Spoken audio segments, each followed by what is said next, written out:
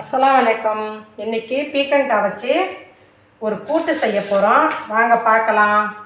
இப்போ அடுப்பு பற்ற வச்சிடலாம். அடுப்பு பற்ற வச்சு வானல் வச்சு எண்ணெயை போட்டேன்.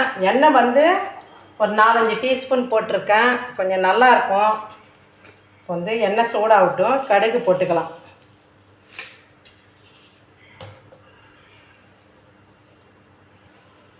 எண்ணெய் சூடாகிடுச்சு. இப்போ வந்து ஒரு டீஸ்பூன் கடுகு போட்டுக்கலாம். ஒரு 1/4 டீஸ்பூன் ஜீரகம் போடுங்க.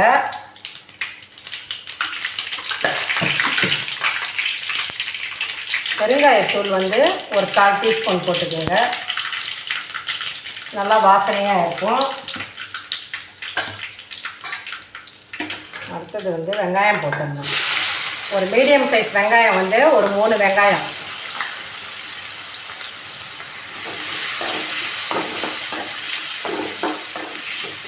அதில் 4 பச்சை மிளகா வந்து போட்டிருக்கேன். உங்கள் காரத்துக்கு தகுந்த மாதிரி போட்டுக்குங்க. நான் 4-5 பச்சை மிளகா போட்டிருக்கேன்.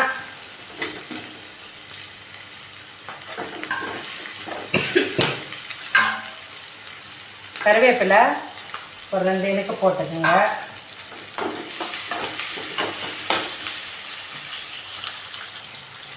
இப்போது இந்த அளவுக்கு வதங்கினா போதும் வெங்காயம். வந்து பீக்கங்காய் வந்து நான் ஒரு 1/4 கிலோ எடுத்திருக்கேன். நல்லா நறுக்கி கழுவி வச்சுருக்கேன். 1/4 கிலோ.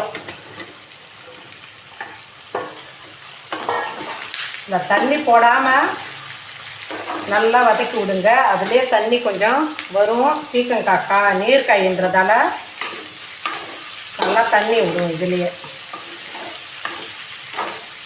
இந்த டைமில் ஒரு 4-5 டீஸ்பூன் வந்து சிறுபயிறு, பாசிப்பயிறு, இது வந்து நல்லா ஊற வச்சுருக்கேன். இப்போ வந்து இந்த டைமில் போட்டிங்கன்னா இது கூடியே நல்லா கொஞ்சம் வெந்துடும். உங்களுக்கு தேவைன்னா கடலப்பருப்பும் கொஞ்சம் போட்டுக்குங்க.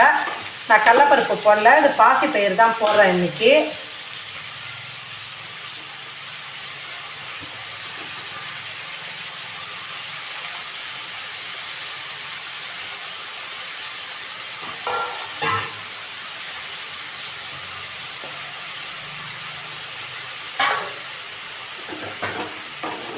நல்லா இது கூடயே இப்போ இந்த டைமில் போட்டிங்கன்னா காயும் நல்லா வதங்கிடும். இந்த பருப்பும் நல்லா வெந்து வரும். சாப்பிட்றதுக்கு நல்லா சுவையாக இருக்கும். லாஸ்ட்டில் தேங்காய் வந்து போட்டு இறக்கலாம். இப்போ இதுக்கு தேவையான உப்பு போட்டுக்கலாம். மஞ்சள்தூள் வந்து லைட்டாக போட்டு விடுங்க. கொஞ்சம் ஒரு 1/4 டீஸ்பூன் மஞ்சள்தூள். இந்த பீக்கங்காய் வந்து குழம்பு வச்சு சாப்பிட்றதோட இந்த மாதிரி கூட்டு பொரியல் வச்சு சாப்பிடும்போது நல்லா டேஸ்ட்டாக இருக்கும். குழம்பே தேவையில்லை உங்களுக்கு. இதே போட்டு சாதத்தில் அப்படியே பிசைஞ்சு சாப்பிட்லாம். இல்லை தயிர் சோறு இருந்தாலும் இந்த இது பொரியல் வச்சு சாப்பிட்லாம். நல்லா சூப்பராக இருக்கும். உடம்புக்கு அவ்வளோ நல்லது பீக்கங்காய். இது கொஞ்சம் இது வேகட்டும். கொஞ்சம் நேரம் நல்லா இதிலே தண்ணி வரும். தண்ணியெல்லாம் போடாதீங்க, சிம்லேயே வச்சு விடுங்க. இப்போ லாஸ்ட்டில் நாங்கள் தேங்காய் போட்டு இறக்கலாம். பாருங்கள் எவ்வளோ தண்ணி வருதுன்ட்டு. இதுலேயே இன்னும் கொஞ்சம் நேரம் வெந்தாக்கா இந்த தண்ணியெல்லாம் ஈத்துரும்.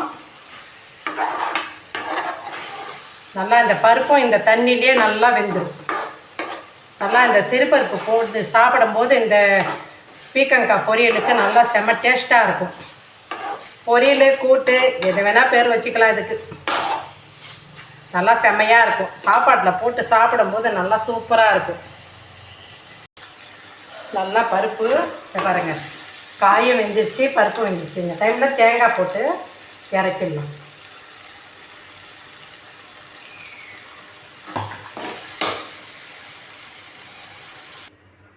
பாருங்கள் பீக்கங்காய் பொரியல் ரெடி ஆயிடுச்சு.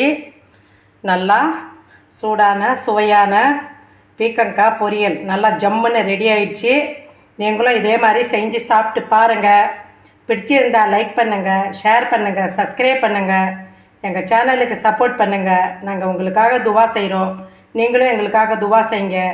அஸ்ஸலாமு அலைக்கும் வரஹ்மத்துல்லாஹி வபரகாத்துஹு.